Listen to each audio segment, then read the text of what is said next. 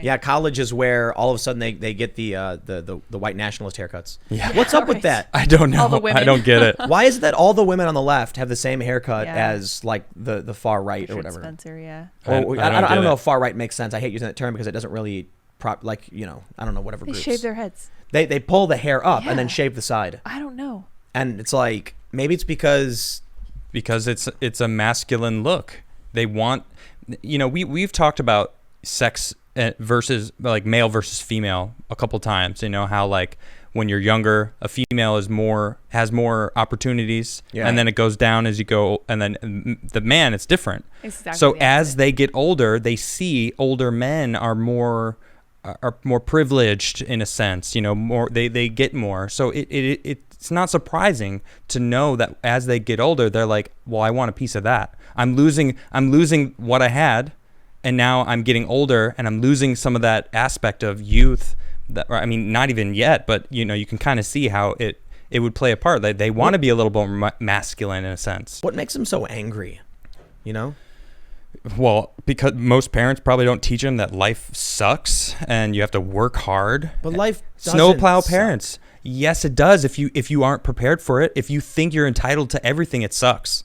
I don't think. But if you no. if you know you got to work for it, if you got to get out into life and actually do work, wake up every day and actually work towards something, then it's not that hard because it's something you're used to.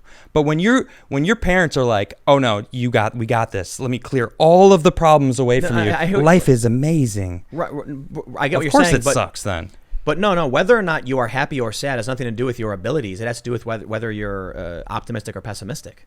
Okay. These people have become the ultimate pessimists. Well, yeah, of course, because they grew up thinking that it was going to be easy for them. No. It's everything's evil. Everyone's racist. The world is pure evil. America is a Nazi empire. They view everything through the lens of pure evil and darkness, and so they're extremely just angry. But it doesn't explain where the anger comes from. Why are they so angry? It's an addiction. They're addicted to that anger. It's like an avalanche with a snowball that's slowly growing and growing of anger in colleges and whatever, and it's running over the people that are getting they to want to college. be angry. They want to be angry, Yeah. and they're like, Feels "Oh, good. I can jump into this snowball that's just getting bigger and bigger with the people that are angry also." And so they're spreading that message. Come be angry with us. Let's go be angry together at the system that is trying to bring us down. It's like, well, you don't even want to work for it. You just want to be angry. Let go of the anger and do some work. That's that comic where the guy's like, "I'm mad." Yep. The guy's like, "Here's a solution. I don't want a solution. I want to be angry." Exactly. They do want to be angry. I know. That's what I see. I was told this when I was a kid. Some people, they like being unhappy. Definitely. They like it. And when I was little, I didn't quite understand. Yeah. It seems like to a child's mind paradoxical. How could you like not liking something? No. You have to understand the complexities. That negative feeling when they wake up and they wallow in self-pity. Yep. It's satisfying to them in some capacity. Well, and when you come across the first person that sees that and goes, "Oh, let me help you. Let me be there for you." It feels so good. No, I disagree. How does that not make sense? When you try engaging with these people who are screaming, they don't respond by being happy. You're not engaging to these people like that, sir. No. I'm talking about that snowball. That Yes. snowball that's rolling down. Listen. They're the ones that are going to the people that are victims in their own perception. When I have these interviews and conversations out on the street, you are not that person. Yes, you seriously do not understand the past 10 years of my life. When I would go down to these parks, when I was in Occupy Wall Street, Okay. and someone would start ranting about oppression and stuff, and I would be like, "I hear you, man. I'm so sorry that happens to you." They respond with more anger. Okay. Straight up. I was talking to one very high profile Black Lives Matter person. Sure. Who was doing this big rant. Someone tagged me in it for some reason because of something I covered. Okay. And I responded by saying directly to the guy, "I hear you, man. I'm sorry about those experiences. Tell me what's going on." Okay. And his response was to condemn me and just go angrier times 10. I have been on the ground where I've interviewed people where they're like really, really angry, and I'm like, "Would you like to tell me like what's going on?" No, because you're part of the problem, screaming. And I'll be like, I'm sorry. I had no idea. "No, don't tell me you're sorry. You're not sorry." they get angrier and angrier. Okay, that doesn't prove me wrong.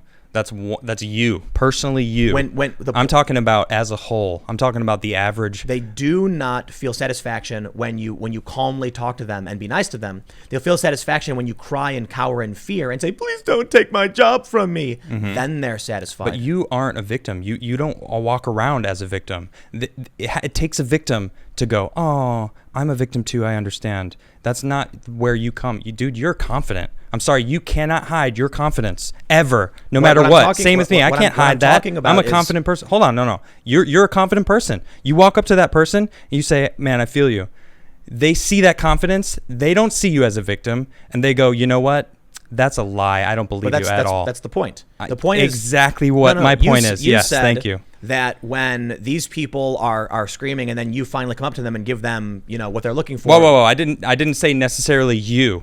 I wasn't saying it like that. You're talking about this behavior of trying to accommodate them or empathize does not result in what you're saying it results in. Yeah, because it's the victims. It's the ones that group together. They're the ones that are like, "I feel you because I'm a victim for sure. I'm totally a victim. I'm vulnerable." No, this is not what happens. The only way to actively function in the circle with these people not screaming is to say literally nothing or to cry. You can't start this conversation by saying, "I don't understand how this happens," and then finish it by going, "That's wrong. That's not the way it is." Sorry, no. But I'm right. Okay. I've been on the ground. Agree to disagree. I've covered this for over a decade. Okay. You're sitting here telling me. I'm not telling you anything. I'm telling you what my view of what this is. You said, "I don't understand this." I said, "This is what I think it is." Right. Okay. So when Period. So right now you're being the anti-vaxxer. Okay. I've got experience on the ground. I was embedded with these groups for years. Sure. And I'll tell you exactly what happens, why it happens, what they've said to me, explain these things, and everything I've seen over the past 9 years. And your confidence is undeniable, man. And I'm not even talking about myself. I'm talking about in general, when you're at a protest and you see a woman walk up to another woman who's screaming and she's like, "Are you okay?" And the woman goes, "Get the F away from me, you effing," and screams in her face. Okay. When you see two women who are fighting each other in a park, when Antifa fights themselves, when they try to cancel each other, the only thing that works around these people is saying and doing nothing. When they start screaming and ranting and they're full of rage, people just stand there and nod. And that's it. There's nothing you can say to them. Okay. They don't want a solution. They want to be angry. But this is in Occupy. You went. I'm not talking specifically about Occupy. We're talking about colleges, right? After high school, they get indoctrinated in the college situation, right? That's what we're discussing. This is where I was at. This is what I'm talking about. So this is what I think is going on. So you were saying that you went to colleges. You've seen that in colleges where all this is happening. Like when Nick Christakis was talking to the kids on... No. I'm talking about you personally. Yes. And I've been to Berkeley and I've been to Syracuse and a bunch of other universities while this stuff was going down. And I've witnessed this firsthand and experienced it when I tried doing similar things. Okay. And there's a really good example in Nick Christakis, the professor, who was accused of being a bigot because he said something about Halloween costumes. And they surrounded him. And no matter what he said to them, even when he said, "I'm so sorry, I agree," they said, "Shut up, you don't speak." And they yelled at him no matter what he would do. And that was a very famous viral moment. And there are many more with professors like him where you cannot say anything to these people at all. Okay. And they tell you that. Or the guy at Evergreen, when he's talking, waving his hands, and they tell you to stop waving your hands, it's racist. And then he does, and they all laugh at him. But these are the people that are already in the circle. They're already indoctrinated. They're the ones that are already speaking out, that are already angry. They're the ones that are already in these groups. That's who you're referring to right now. It's like a group of kids. But how does it happen? How do they catch the new people? By the people that are just standing on the side, just shaking their head yes, and then they suddenly snap and turn into it? Well, that's the question I'm asking. What makes them so angry? And that's what I was referring to. What were you saying that makes them angry? Well, no. I was saying what brings them into it. Yeah, what makes them angry is their everything pisses them off. Everything. They thrive in that anger. What? Bill de Blasio's daughter. Okay. Like you've referenced her before, right? I mean, I only in the fact that she went into college looking one way and exited college looking like crazy eyes. I don't know anything about her.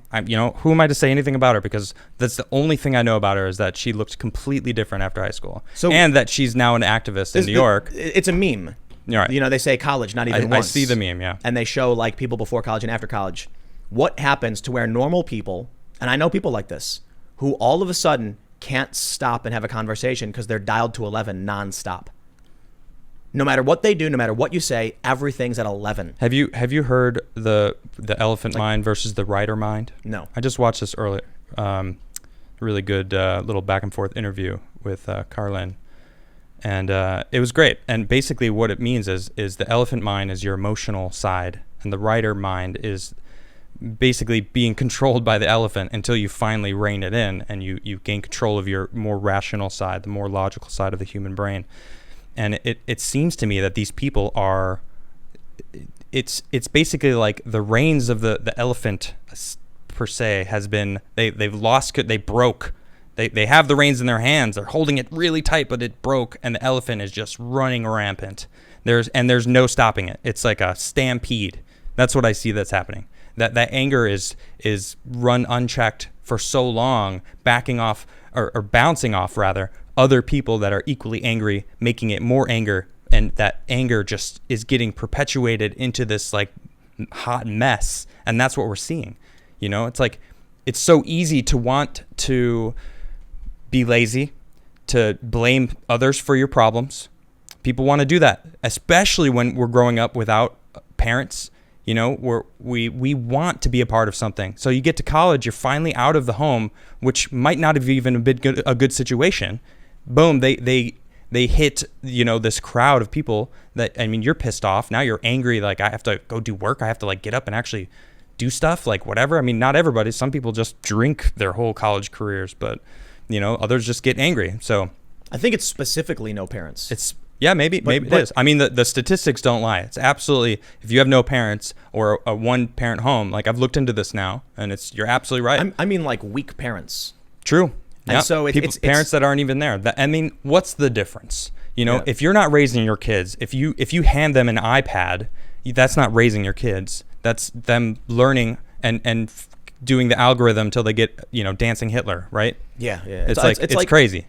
It's like somebody flicked a switch in their brains that can't be turned off. Yep. And they're just wads of anger and rage. Mm-hmm. You ever seen the video? It's called "This Video Will Make You Angry" by CGP Grey. No, I haven't seen it. He basically talks about how internet communities breed hatred. Okay. And it become like it, you know what's funny is because he basically predicted all of this was going to happen, and the culture war, for instance. And he talks about how groups don't actually argue against each other; they argue amongst themselves about the other group. Okay. And they keep exaggerating the claims until they've become so enraged that they're just wads of anger. And that, you know, they talk about how video, and he talks about video and social media stuff, how it plays into this. Mm-hmm. So memes, for instance, circulate among groups about the other group, and they never actually interact. So I don't know. It's an interesting idea. But the reason I was bringing this up is because I remember that video of the white woman yelling at the black cop. Yeah. And the guy approaches her and he was like, you know, he's a black cop, right? Or it was a woman, right? And the guy says, like, what makes you think this is okay? And the woman's eyes. Oh man, fervent. She was like, how dare? Well, you can always tell too, because they don't start with a tone of voice like this. It always is up here. At 11. It's 11. Always. It's like they're on meth. Screeching, like, you know, you can see the heart is pumping, the adrenaline is flowing. Oh, you turned on me? I'm going to open the floodgates of anger on you. And it's like everyone who sees that, who's a rational human being, is like, whoa, like you need to calm down. We need to figure out how to have conversation. I mean, I think there are ways to try and diffuse people. One of the challenges, going back to the conversation about the insidious nature of the far left, is that they actively try to stop any attempt by a person to break someone from the cult. Yep. You're in the cult. They act as like defense mechanisms, screeching with rage to shut down any conversation. And they literally do this. Like an example would be if you walked up to one of these people and you actually started having a conversation, they would run up to you and get in the way and start telling you to shut up and then start chanting. Yep. You can see it, right? There was a video with Jack Posobiec, conservative, talking to a black man in D.C. Okay. And they immediately rush up and try and stop him from doing it. And I think it was Jack. Was it Jack? That was Jack. Yeah, he's that like, picture? He's like, I'm trying to have a conversation with my friends here, and they're just like screaming at him, shut up, shut up. because they don't want people to actually hear. Yeah. They don't want people to come together. They want to maintain that anger and rage within you. Well, I certainly see that right now. It's like it feels like the left / Democrats, they're trying to slam home this division between everyone, and it's like I won't have it. Like I got these people that are, and you know it's great. I'm seeing people stand up. They're starting to look out for each other.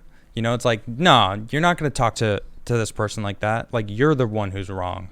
You know, it's like, even on my Facebook, this infamous Facebook tweet, or, you know, whatever it is, this post. Yeah, you know, and it's like, there's people that I've known my whole life that are now writing on this, calling this guy out, you know, for being wrong, and explaining calmly. And I'm like, these are the rational people. He was an emotional person. He was not thinking coherently. He was screeching at me. He was turned it up to 11. There are people on the right who have turned up to 11. Okay. Like, you know, I go on. But what's the ratio of people on the left versus is way the right? more than the right. Absolutely, sure. 100%. Otherwise, I wouldn't be saying the things I do for the most part.